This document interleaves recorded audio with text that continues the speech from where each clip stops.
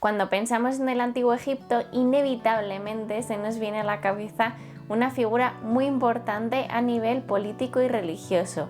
Y esa figura es nada más y nada menos que el faraón egipcio. Así que si quieres conocer todo sobre la función religiosa del rey, quédate que te lo voy a explicar. Historia en 5 minutos. Bienvenidas y bienvenidos a Historia en 5 minutos. Yo soy Alejandra y hoy, como ya te he dicho, te voy a hablar sobre la función religiosa del faraón entre el tercer milenio y el segundo milenio antes de Cristo. Este vídeo ha sido una petición por parte de los miembros del canal, así que bueno, pues muchas gracias por decidir este tema, porque la verdad es que creo que es muy interesante y que a mucha gente le va a resultar útil. Como siempre, abajo en descripción te dejo toda la bibliografía que he utilizado para la elaboración de este vídeo y te recomiendo especialmente el artículo de Antonio Morales, que además si lo googleas lo encuentras en PDF gratis porque está en libre acceso y por lo tanto creo que puede complementar muy bien la información que te voy a dar ahora. Y no solo eso, sino que es que vas a ver, si luego te lo lees, que he incluido gran parte de la información de este artículo. Y dicho esto, vamos a empezar.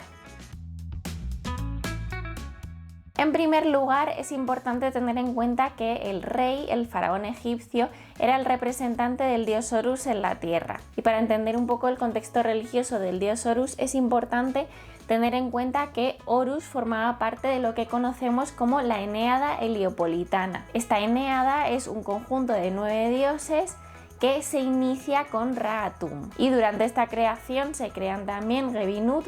Geb es el dios de la tierra y Nut es la diosa del cielo, y juntos tienen 4 hijos: Set, Neftis, Isis y Osiris. Set se casa con Neftis, Osiris se casa con Isis, y Osiris estaba gobernando Egipto cuando su hermano Set se siente celoso y entonces decide matarle, le mata. Isis y Neftis recuperan los restos de Osiris y se lo llevan a Anubis para que realicen la primera momificación que se realiza en el mito, por lo que toda momificación está repitiendo el mito de Osiris. Y en este momento lo que sucede es que Isis se queda embarazada de Horus y entonces se tiene que esconder hasta que Horus llega a la mayoría de edad, se enfrenta a su tío Set y entonces Horus se convierte en el rey legítimo de Egipto y todos los reyes se van a identificar con él a la hora de gobernar. Por lo que la mitología asociada no solo al mito de Osiris, sino también al mito de Horus va a ser muy importante a lo largo de la historia egipcia. Y si quieres conocer más sobre el mito de Osiris y esta figura divina, te recuerdo que he publicado un libro hace poco sobre esta divinidad,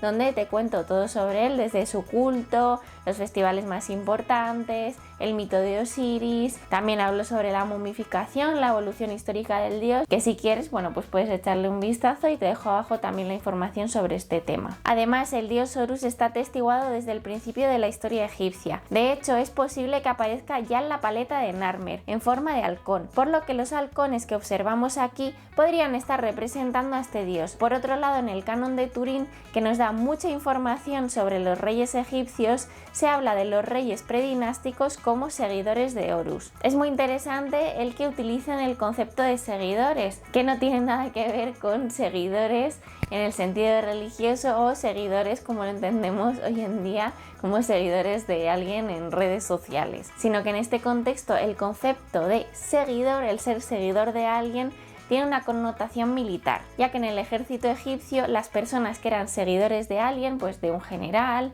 o incluso del rey, eran personas que podían estar cerca del rey o personas que seguían a un general, y en este sentido eran las personas que seguían a esta figura. Por tanto, al definir a estos reyes predinásticos como los seguidores de Horus, no solo se está aludiendo a una connotación probablemente religiosa, sino también militar, por lo que podríamos entender este concepto de seguidores de Horus como los guerreros de Horus, ¿no? Por así decirlo, estos primeros reyes son los que guerrean por el dios Horus. Un poco para que nos entendamos, aunque esto es matizable. Horus además es un dios que está asociado a la realeza desde el inicio de la historia egipcia, y esto es algo que lo podemos observar a través de los 5 nombres sagrados del rey. Estos nombres sagrados son los siguientes. En primer lugar tenemos el nombre de Horus, que estaba inscrito dentro de un serej y que solíamos encontrar pues el Horus encima. Y este nombre lo que pone de manifiesto es que el rey es la manifestación de Horus en la tierra, y es un nombre que encontramos atestiguado ya desde la dinastía Cero. El segundo nombre sagrado del rey es el nombre de las dos señoras, que está representando a las diosas Nekhbet y Wadjet,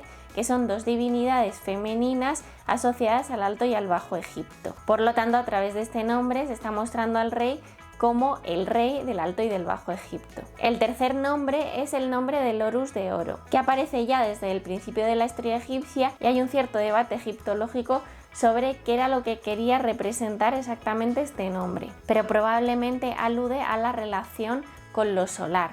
¿Por qué? Porque el oro en el antiguo Egipto es la carne de los dioses y por lo tanto para ellos el oro está vinculado también con lo solar. El cuarto nombre es el de Señor de las Dos Tierras, donde se muestra al rey como Señor de las Dos Tierras, es decir, como Señor de Egipto. Y este nombre estaba inscrito dentro de un cartucho. Y a través de este nombre conocemos al rey como el Señor del junco y la abeja, lo cual alude a su relación con la fertilidad de la tierra y como un ser garante de que pues se den los ciclos naturales y por lo tanto se dé el orden cósmico en Egipto. Y además este nombre sería una extensión del nombre de las dos señoras. Y por último tenían el nombre de nacimiento también conocido como hijo de Ra, porque delante del cartucho donde está el nombre encontramos escrito tal cual hijo de Ra, por lo que de esta forma se vinculaba directamente al rey con el dios Ra y también con Horus como legítimo heredero de Ra. Y por último, los reyes también podían tener lo que conocemos como epítetos, que hablan de su naturaleza divina o de sus características como gobernantes. Por otro lado, en el momento de la coronación se identificaba con el dios Horus y en concreto con el dios Horus que ha heredado todo Egipto y lo ha unificado bajo un solo rey. En la coronación se repetía el mito de Horus y Set y en este sentido el rey era el que traía la paz y el que unificaba todo Egipto, al igual que había hecho el dios Horus, y por lo tanto el rey difunto era el dios Osiris. Por lo tanto, en la propia realeza, sobre todo en el reino antiguo, vamos a observar cómo se recrea también el mito de Osiris, donde el rey difunto pasa a ser Osiris y el rey vivo se queda desempeñando las funciones de Horus, al igual que había sucedido en el mito. Y ahora vamos a abrir un melón muy importante, que es si el rey era un dios en la tierra, si los egipcios cuando veían al rey creían que habían visto a un dios. Sé que esto es una creencia muy extendida y seguramente hay muchas personas que están viendo este vídeo que han podido pensar en esto hasta ahora y que los egipcios veían a los reyes como dioses en la tierra, pero esto realmente no es así y esto es algo que es muy matizable. Y de hecho hay un debate egiptológico en torno al tema. Sí que es cierto que hay momentos históricos donde el carácter divino de la realeza se enfatiza, pero lo más probable es que ellos viesen a los reyes como seres que estaban entre lo divino y lo humano, y por lo tanto intermediarios entre los seres humanos y los dioses. Y en algunos momentos, como veremos posteriormente, sí que hubo reyes que se deificaron durante su vida, es decir, estando vivos. Por otro lado, a lo largo de toda la historia egipcia se va a mantener la identificación del rey con el dios Horus, por lo que el rey es el representante de Horus en la tierra y, por así decirlo, encarnaba el Ka del dios. Los antiguos egipcios consideraban que los seres humanos estábamos compuestos por diferentes espíritus. Sobre este tema ya te hablé extensamente y mucho más desgranado en otro vídeo que te dejo por aquí arriba. El Ka, por así decirlo, era la fuerza viva de la persona y probablemente este Ka se iba heredando de un rey a otro, por lo que el rey no es que fuese el dios Horus en persona, sino que encarnaba este aspecto del dios Horus. Y en este sentido tenía un carácter entre divino y humano. Pero como ya he dicho, dentro de la egiptología tenemos un debate entre los que dicen que sí que era visto como un dios en la tierra y los que apuntan que esto de que fuese un dios no era del todo así. Por un lado, se ha planteado que en el ritual de coronación, es decir, cuando se confirmaba el acceso del rey al trono, en este momento se equiparaba al rey con los dioses. Por otro lado, están aquellos que ponen en duda esta idea de que el rey era un dios en la tierra. Es cierto que en muchas ocasiones podemos observar el aspecto divino de la realeza, sin embargo, en la literatura egipcia no se muestra al rey como un dios. Además, nunca se le representa como un ser por encima del bien y del mal, sino como humano y vulnerable, como podemos observar, por ejemplo, en el cuento de Sinué. Según estas teorías, el rey no era tanto un dios, sino que en el rey se encarnaba el poder de los dioses,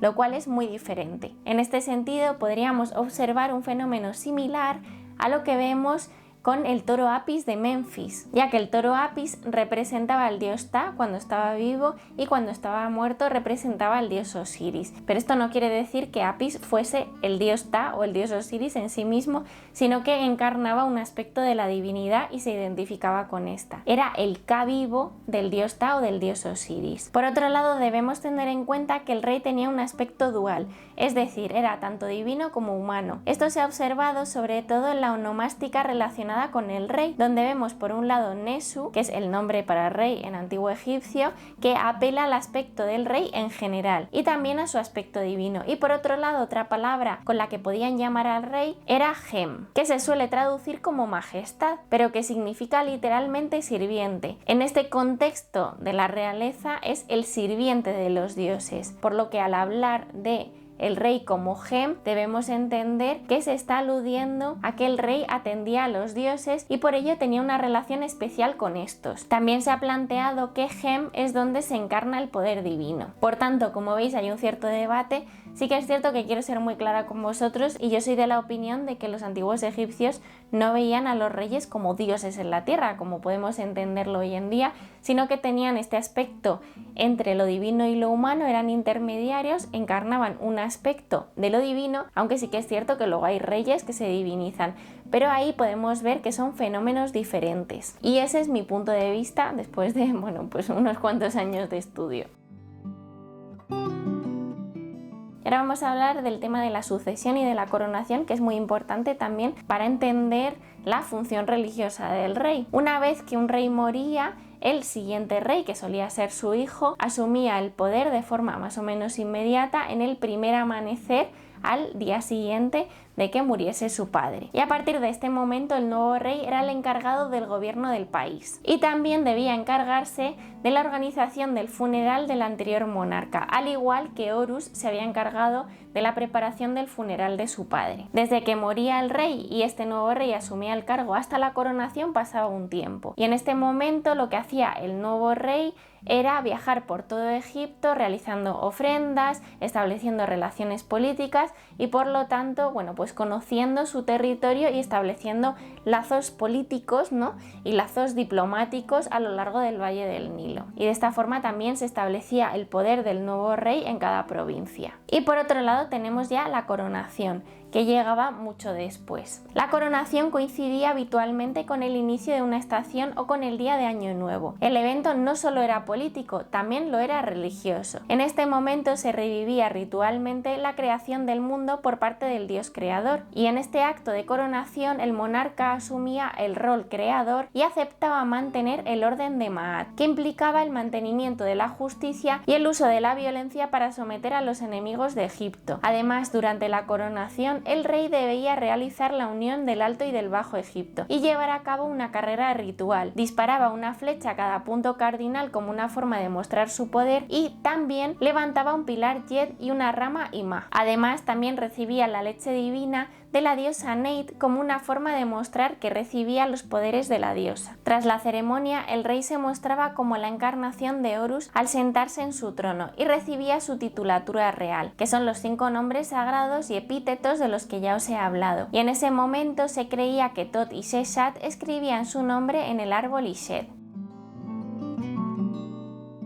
Para los antiguos egipcios era muy importante que el rey mantuviese el orden de Maat, es decir, el orden de la creación, y esto lo hacía a través del culto en los templos y también a través del uso de la violencia simbólica, es decir, a través de la guerra, a través del control de las fronteras. Sobre él recaía la misión de conseguir que todos los dioses recibiesen culto y ofrendas en los templos. Por ese motivo observamos siempre al rey dando ofrendas a los dioses en las paredes de los templos, porque él era el que debía cumplir esta misión como intermediario entre los humanos y los dioses. dioses. En la práctica real eran los sacerdotes del templo los que desempeñaban este trabajo en nombre del rey, ya que el rey no podía estar en todos los templos al mismo tiempo. Y ahora vamos a hablar un poco de la figura del rey dentro de la religión del reino antiguo. Desde época predinástica se muestra al rey como un ser que está legitimado por los dioses y que además tiene una serie de atributos que son divinos. En la dinastía I sabemos que el rey viajaba a lo largo del país como una forma de conseguir recaudar impuestos, pero también para establecer buenas relaciones con las provincias y para llevar a cabo rituales en cada zona de Egipto. Este era acompañado por lo que se conoce como el séquito de Horus. Posteriormente, a partir de la dinastía IV, se concibe al rey como hijo de Ra, por lo que ya se consideraba que el rey tenía una relación especial con la divinidad al mostrarse como descendiente del dios creador de Heliópolis, que es Ra. De hecho, posteriormente en el papiro de Huéscar se relaciona a los reyes de la dinastía V con Ra. Por tanto, la vinculación de los reyes con Ra durante este periodo va a ser constante. Por otro lado, solo aquellas personas que estaban preparadas para ello podían tocar al rey o a sus pertenencias, y si alguien que no estaba preparado le tocaba a él o a sus pertenencias, pues entonces se tenían que recitar una serie de conjuros de protección. Sin embargo, al contrario de lo que podemos pensar, el rey durante este periodo no era intocable, y una prueba de ello es la conjura del harén en época de Pepi I, donde desde el harén real se organiza una conjura para derrocar al rey. Por último, es importante destacar que en los textos de las pirámides se enfatiza la relación que tenía el rey con los dioses, ya que en estos textos siempre observamos cómo el rey acompaña al dios Ra en diferentes lugares del más allá. Posteriormente, durante el Reino Medio, vamos a observar cómo el rey se va a relacionar directamente con una divinidad y va a recibir órdenes de esta divinidad, por lo que se va a empezar a establecer una relación más estrecha entre el rey y una divinidad en concreto. Y avanzamos ya al Reino Nuevo, y en el Reino Nuevo la forma para designar al rey ya no va a ser únicamente Neshu,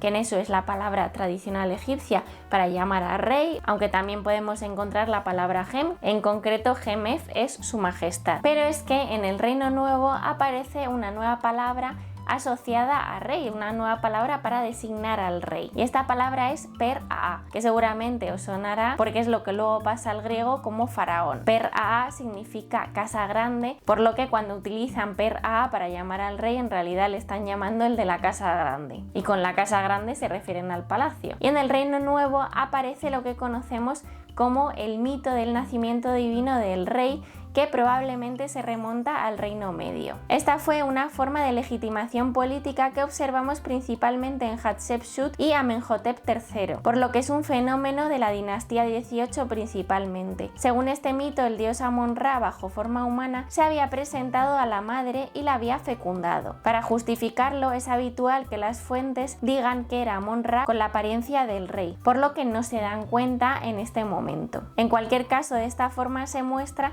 a estos reyes como hijos directos de la divinidad. Durante el Reino Nuevo también vamos a observar cómo hay algunos reyes que se deifican en vida, aunque sí que es cierto que la deificación del rey después de la muerte ya era algo habitual. De hecho lo encontramos ya en el Reino Antiguo y es lo más habitual que se deifique al rey una vez muerto. Algunos reyes, principalmente durante el Reino Nuevo, se ganaron la deificación en vida, como fue por ejemplo el caso de Amenhotep III o de Ramsés II. Esta deificación en vida era algo que se ganaban y no se les daba porque sí. Por ejemplo, en el caso de Amenhotep III sucedió después de su festival Set. Además, Amenhotep III fue equiparado con Atón y su esposa Tille con Hathor, y su hijo Akenatón posteriormente se identificó con el dios Shu, Khepri y otros dioses solares, y Nefertiti, la esposa de Akenatón, se identificó con Tefnut.